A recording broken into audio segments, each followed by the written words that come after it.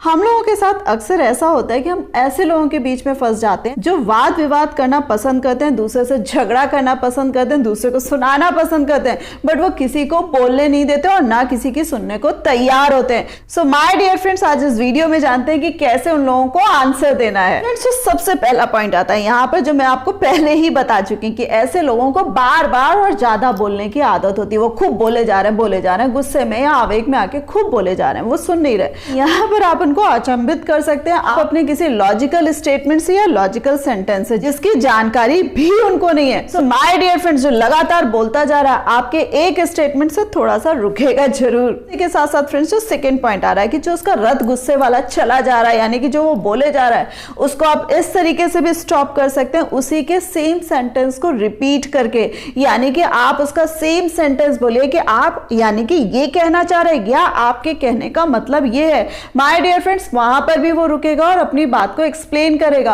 और एक्सप्लेनेशन देने में फ्रेंड्स कई बार उसको खुद ही बोध हो जाएगा कि वो गलत है या सही है, या अगर वो पूरी तरीके से गलत और सही साबित करने की कोशिश कर रहा है तो वहां पर भी वो हकलाने लगेगा, यानी कि जो उसका फ्लो चल रहा है वो भी थोड़ा सा गड़बड़ाएगा। और उसी के साथ साथ जो तीसरा पॉइंट आता है कि ऐसे लोगों का जो रथ चल रहा है, आप एक चीज ऐसा भी कर सकते हैं जो थोड़ा सा अलग लगेगा कि आप उनको मिसरीड कर दीजिए, यानी कि जो वो चीज कह रहे हैं आप उनको जानते समझते भी उसका अलग मीनिंग निकालिए, यानी कि उसका पॉजिटिव मीनिंग निकालने की कोशिश करिए। वहां पर भी वो थोड़ा सा थमेंगे, सोचेंगे और कई बार अपनी इमेज बनाने के लिए हो सकता है वो उस पॉजिटिव बात का ही फेवर करने लगे। एन एग्जांपल, आप इस तरीके से बातों को कह सकते हैं, मैं आपकी बहुत रिस्पेक्ट करती हूँ या करता हूँ, उसी तरीके से मैं जानता हूँ कि पूरी तरीके से आप भी मुझे बहुत प्यार करते हैं, कि मेरी गलतियों पे आपको गुस्सा तो आ रहा है लेकिन आपका प्यार उसी जगह है। माय डियर फ्रेंड्स, यहाँ डिप्लोमेटिकली पर्सन को किसी तरीके से आपको मोल्ड करना है। उसी के साथ साथ फ्रेंड्स, जो नेक्स्ट पॉइंट आता है कि जब वो आपकी बात को काट नहीं पा रहे हैं या उनका जवाब नहीं है, तो वहां पर इस तरीके के व्यक्ति जो होते हैं वो बहुत ज्यादा क्रोध में आ जाते हैं, गुस्से में आ जाते हैं और चीखना चिल्लाना शुरू कर देते हैं। वहां पर फ्रेंड्स आपको संयम से काम लेना है, क्योंकि उसी तरीके से आपको भी गुस्सा आना स्वाभाविक है और आपको आएगा भी। आपको अपने गुस्से को कंट्रोल करते हुए उनको उसी तरीके से जवाब नहीं देना है,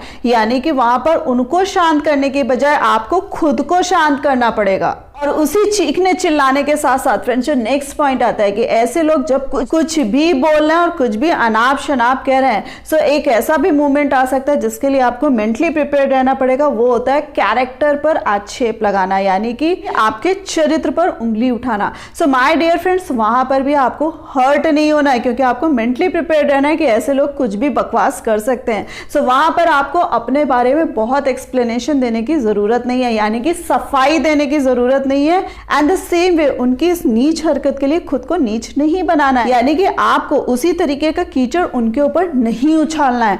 आपको इस बात का सिर्फ इतना जवाब देना है, जो बोलना है आप बोल सकते हो, बट आपके रिस्पेक्ट में और आपके लिए मैं कभी इस तरीके के शब्दों का इस्तेमाल नहीं कर सकती हूँ या नहीं कर सकता हूँ। यानी कि आपको अपनी पॉजिटिविटी से, अपने विवेक से अगले का मनोबल गिराना है। जब वो शांत मन से सोचेगा कि उसने क्या क्या क्या नहीं आक्षेप आपके ऊपर लगा दिए, तब भी आपने उसको पलटकर अपमानित नहीं किया और ना ही आपने पलटकर उसी तरीके का कीचड़ उसके ऊपर डाला। इसी के साथ साथ फ्रेंड्स, आपको ध्यान रखना है कि जब आप बातों को समझा रहे हैं या बातों को समेट रहे हैं, उस समय पुराने किसी इंसिडेंट का जिक्र नहीं करना है, चाहे वो कितने ही पुराने इंसिडेंट्स का जिक्र कर ले या जितना भी आपको उसमें खींचने की कोशिश करे। ना तो पुराने इंसिडेंट्स को आपको खुद उखाड़ना है और ना ही जब वो उखाड़ रहा है और आपको फंसा रहा है तो वहां पर आपको ज्यादा एक्सप्लेनेशंस देने हैं। वहां पर आपको इस स्टेटमेंट से इतिश्री कर देनी है कि भाई उसके बाद मैंने ध्यान रखा है और मैंने आपको बोला भी था कि ऐसी गलती नहीं होगी, और अगर ये आपने नहीं भी कहा है तो भी कह दो कि बाइकॉन इज बाइकॉन, यानी कि जो बीत गया वो बीत गया, अब तो मैं आपके सामने खड़ा हूं। और उसी के साथ साथ फ्रेंड्स, कई बार क्या होता है कि लोगों का ये जो गुस्सा होता है, ये जो आर्ग्यूमेंट होता है, जो रुक नहीं रहा होता है या थम नहीं रहा होता है, कई बार हम बहुत छोटे छोटे जोक से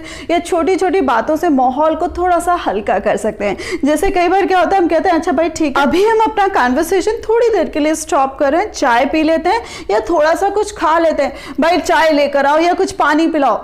इस तरीके से किसी भी तरीके से माहौल को थोड़ा सा हम शांत कर सकते हैं। फ्रेंड्स, ये सुनने में थोड़ा सा हाइपोथेटिकल लग रहा होगा कि भाई जब कोई गुस्से में इस तरीके से बक बक कर रहा है, ऐसे कर रहा है और हमें भी बुरा लग रहा है, सो ये इस तरीके से जोक्स मारना या सेंटेंस बोलना थोड़ा सा पॉसिबल ही नहीं है। बट माय डियर फ्रेंड्स, अगर प्रेजेंस ऑफ माइंड है और आपका दिमाग उस समय भी चल रहा है, भारी मूवमेंट को भी हल्का करने की काबिलियत रख पाएंगे। और उसी के साथ साथ फ्रेंड्स कई बार क्या होता है, ये जो विवाद होता है हमारे अपने छोटों के साथ हो रहा होता है, यानी कि जो हमारे छोटे हैं, उम्र में कम है, या कई बार हमारे अपने बच्चे जो हमारी सुन नहीं रहे होते हैं। सो माय डियर फ्रेंड्स, आप जब अपने लॉजिक्स दे रहे हैं, आप अपनी बात कह रहे हैं, आप अपना पक्ष रख रहे हैं, सो वहां पर आप तुरंत भी ये जल्दबाजी मत करिए, या आप तुरंत वहां पर ये मत एक्सपेक्ट करिए कि तुरंत वो आपकी बात मान जाएंगे या नेक्स्ट डे से वो बिल्कुल ही सही हो जाएंगे या उनमें सुधार हो जाएगा। आप अपनी बात कहिए और उसके साथ साथ उनको 20-21 दिन या 25 दिन का टाइम भी दीजिए कि वो उस बात को सोच सके, उसका आंकलन कर सके और उस पर वर्कआउट भी कर सकें। सो आर्ग्यूमेंट मोस्टली किसके साथ होता है? स्ट्रेंजर्स के साथ इतना नहीं होता, क्योंकि हम थोड़ा सा उलझकर छोड़ देते हैं। आर्ग्यूमेंट्स मोस्टली हमारा अपनों के साथ होता है। अगला जाहिर कर रहा है या नहीं कर रहा, उसके दिल में कुछ भी नहीं है, बट आपको वहां पर जो इमोशंस हैं उनको जिंदा रखना है, यानी कि आपके अंदर के जो इमोशंस उसके प्रति है उसको उजागर करिए। ऐसा नहीं है कि केवल नेगेटिव इमोशंस ही आपके दिल में हो, आपके दिल में उस समय जो पॉजिटिव इमोशंस उसके प्रति हो उनको जाहिर करिए। और हो सकता है कि आपके उस पॉजिटिव इमोशन से इंप्रेस होकर उसके भी पॉजिटिव इमोशंस निकल पड़े, और हो सकता है कि वो सामने वाला व्यक्ति भी पॉजिटिव हो जाए। और उसी के साथ साथ फ्रेंड्स जो नेक्स्ट पॉइंट आता है कि अगर वो व्यक्ति आपके फेवर में आने की कोशिश कर रहा है या आपकी बात मानने की कोशिश कर रहा है, सो वहां पर आपको बड़प्पन का परिचय देना और खुले हाथों उसको स्वीकार करना है। यानी कि वहां पर आपको अपनी सुप्रीमेसी नहीं दिखानी कि भाई ठीक है, मान गए ना कि तुमने ये गलती करी है। वहां पर आपको कतई इस तरीके के स्टेटमेंट्स नहीं देने हैं। Last but not the least, कई बार क्या होता है कि जब हम इस तरीके की सिचुएशन में होते हैं तो हम उस समय खुद भी पैनिक हो जाते हैं, यानी कि हमारी कई बार हार्ट बीट्स बढ़ जाती हैं, कई बार हमारा एंजाइटी लेवल बढ़ जाता है, कुछ लोग डिप्रेशन में चले जाते हैं,